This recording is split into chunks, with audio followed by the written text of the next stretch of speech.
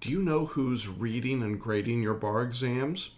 If you don't know or you're not sure, stick around because in today's tip, we're going to talk about the importance of changing your perspective.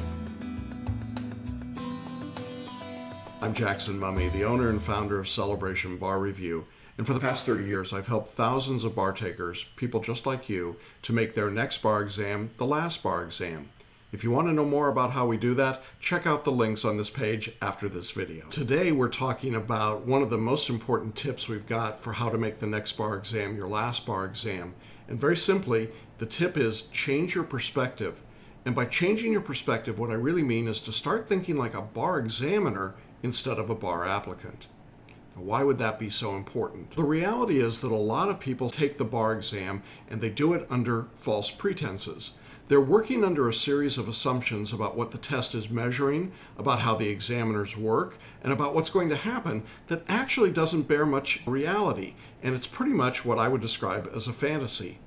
As a result, these applicants prepare and test in a way that doesn't really give the examiners what they're looking for, and then they may not get the results that the applicants want, certainly not the passing results that they desire, and in some cases, it just turns into a repeating cycle of failure.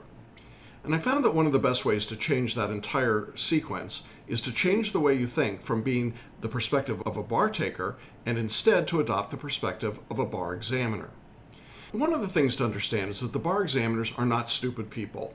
But by the same token, they're not people locked up in ivory towers. They're definitely no longer law school professors. They're not judges. They're not academics. All of those are interesting, wonderful, worthy creatures. But none of them are bar examiners. So who is this bar examiner? The bar examiner is a professional who's been charged with a different task, and that is to determine the applicability of a particular candidate or the worthiness of that candidate to practice law in their jurisdiction. Their focus is on the practice of law. And notice that the term here is to practice law. It's not to teach law, it's not to memorize law, it's not to recite law.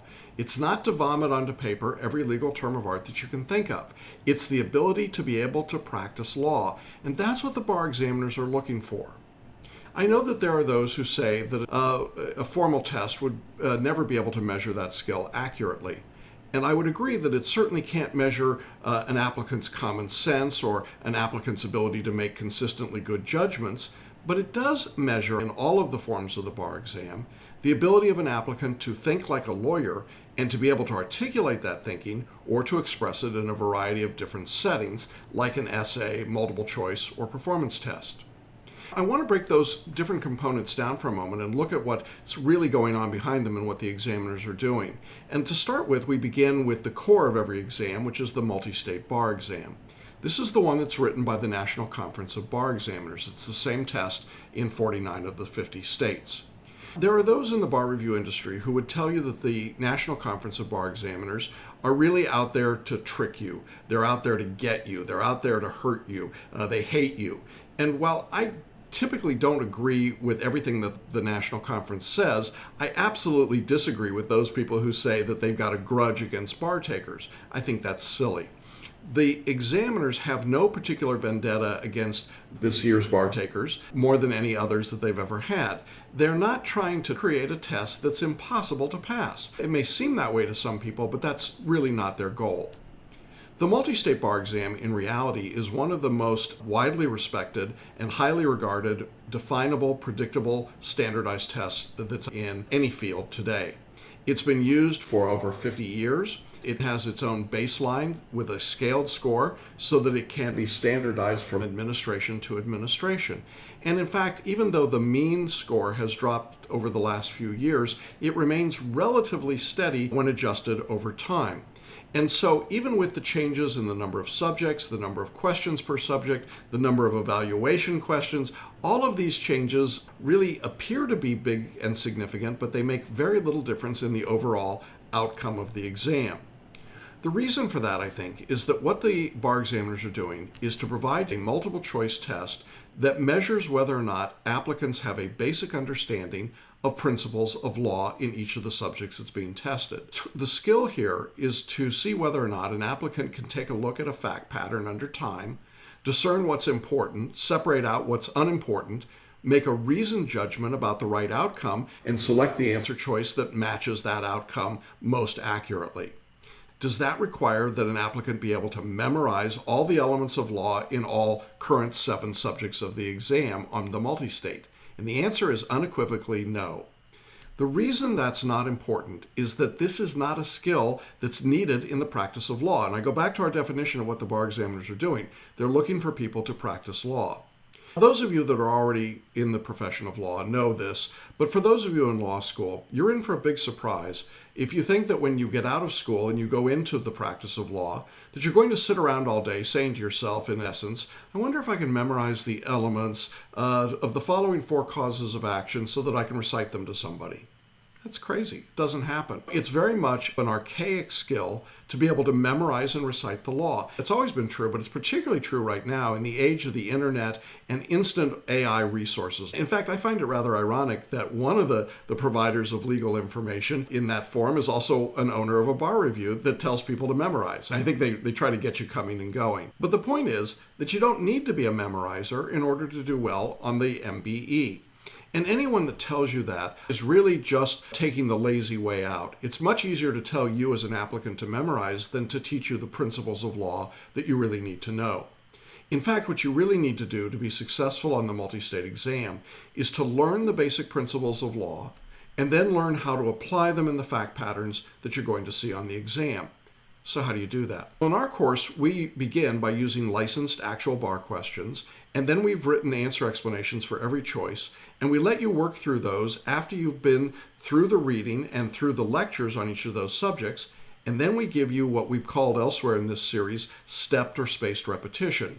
And just a quick reminder, that simply means that you go through the material and then you set it aside for a while. Then you come back to the same body of material, you repeat parts of it, and you add a little bit of new information. Set it aside, come back later, repeat the process again. So you're creating a stair-step practice of work. The point is that when you've done that, what you're able to demonstrate is the skill the examiners are looking for, which is a straightforward, predictable way of evaluating your basic knowledge in these 7 subject areas. So that's the MBE. You don't need to memorize, and people that tell you to set up flashcards or make mnemonics or do all of those other things are really giving you time wasters that produce very little empirically in the way of results. What about the essays or the performance tests? The same idea applies here. The examiners of every jurisdiction that I'm familiar with are not interested in whether or not you've memorized the arcane rules of their codes or whatever it might be. Even states that have some portion of their test built on something like procedure and evidence are still not looking for memorized responses. They're looking for the basic rules and statements of law.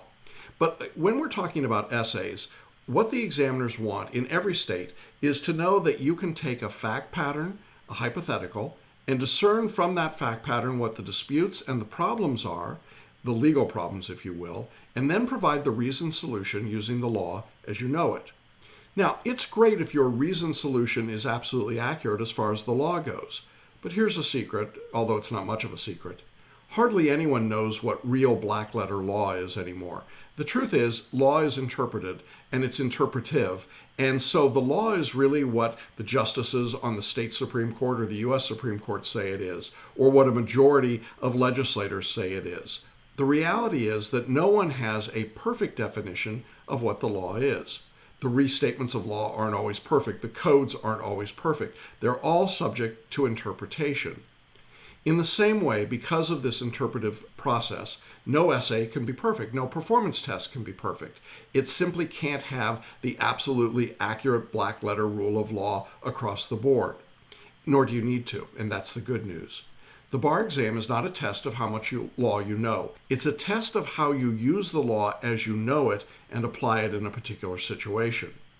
That's why when we teach writing in our course, we teach it on the basis of using facts and then making arguments on both sides of a dispute, rather than on the basis of issue, rule, application, conclusion, or issue spotting, or how many rules of law can we get on a piece of paper in 30 minutes or 45 minutes or an hour. That's not productive writing, not for the practice of law. It's what you did in law school, and that's great, but it does not apply. In the practice of law, no one would dream of doing such a thing. If you were writing a brief to the court, or a letter to the partner in your firm, or a letter to a client, I doubt that you would sit down and say, "Dear so-and-so, I found the following 27 issues that might be applicable to the contract dispute between X and Y." That would be ridiculous. No one cares about the 27 issues.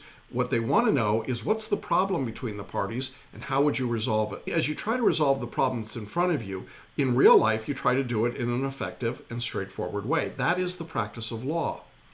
Unfortunately, when people come to the bar exam, they forget that and they think it's just about how much law they've memorized and how much in the way of rules can be recited or how many terms of art or legal words they can get into the answer, how many buzzwords can be put in, how many words could be underlined or put in italics or put in bold or capitalized. And really what all this does is say to the examiners, I'm not sure about what's going on here. I'm clueless about what would occur in the real world. I'm just really smart. But here's the thing. Smart is a given. We know you're smart. That's how you got into law school. And we know you're smart. That's how you got out of law school, maybe smarter still. And we know you're smart. That's why you've been practicing law if you're already an attorney. The point is, it's not a criterion to pass the bar exam. We take it as a given that everyone that's in the room is smart. The criteria for the bar exam from the examiner standpoint is, does this applicant have common sense? Can they express what they know? Can they think logically and reasonably in an organized fashion? Can they work under time pressure and under emotional pressure? When you read the instructions from the bar examiners of virtually every state, they explicitly say, do not memorize and recite. We're not interested in that. Don't issue spot. Just be clear and direct. Write clearly and succinctly. You see, these are the things that impact your score on the exam, and that's what a good bar review course should help you get ready for. Unfortunately, I would say that too many of the big box bar reviews think that it's really just a matter of cramming more information into your head and then holding it like you're holding your breath, and then you let it all out on exam day. And what happens? Most of those people pass out. They certainly don't pass. Now, I know a few people who do pass, and some of them will say, it had to be because I knew all the law.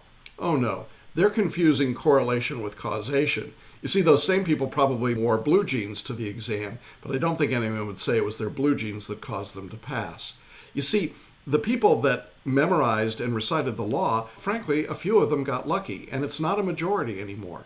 These were the people that stumbled over enough things that the examiner said, okay, fine, we can see enough here to think that there's enough and you pass. But that's not a very good strategy, and in fact, most people don't pass using that strategy, and therefore it's not a good way to prepare for the exam. Think about it this way. If you were the bar examiner, who would you rather have in your state bar? Someone that could think logically in a reasonable, organized fashion and could prepare and articulate that, or someone that was a memorizer, a reciter, a chaotic piece of junk throwing stuff out everywhere? I think the answer is pretty obvious. And so when you're trying to improve your bar scores, when you're trying to make the next bar exam your last bar exam, think from the perspective of the examiners and what they want to see instead of the perspective of the applicant who really doesn't always know what it is that they're being asked to do. And when you do that, I think you'll see a big difference in your score. I know you'll see a big difference in the quality of the work that you do. That's our tip number 9. Next video, I'll be coming back with the number one reason and number one way that you can improve your scores on the bar exam and make the next bar exam your last bar exam. So I'll see you on that next video.